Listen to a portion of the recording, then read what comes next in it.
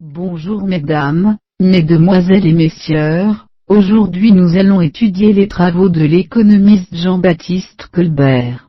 Contrôleur général des finances de Louis XIV, autrement dit ministre des Finances, Jean-Baptiste Colbert avait une idée fixe, remplir les caisses du royaume. Sa recette? L'intervention sans complexe de l'État dans l'économie. L'État se doit d'impulser, stimuler, prévoir, organiser. Pour favoriser le développement économique du pays, il crée ou se fait le promoteur des manufactures royales. Celles-ci bénéficient d'un privilège royal, leur assurant un quasi-monopole dans leur secteur pendant un certain temps. Quant au roi, il y trouve son compte, elles fournissent les matériaux et objets de décoration, dont il a besoin pour Versailles.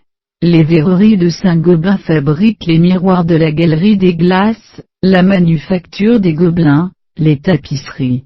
De même, des manufactures voient le jour pour l'équipement des armées, chantiers navals, fabriques de poudre à canon.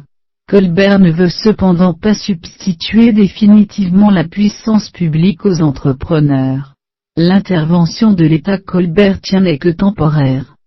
Cette impulsion, destinée à stimuler l'économie, doit être relayée par des capitaux privés, car l'État n'a pas vocation à rester éternellement actionnaire.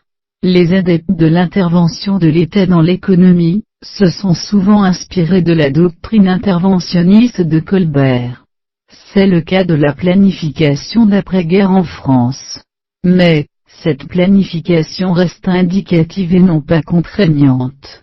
Par ailleurs, l'important service public industriel, qui se constitue à la Libération, est plus le fruit de décisions strictement politiques d'un calcul économique. Ainsi le charbonnage de France est créé pour sanctionner l'attitude pendant la guerre des compagnies minières.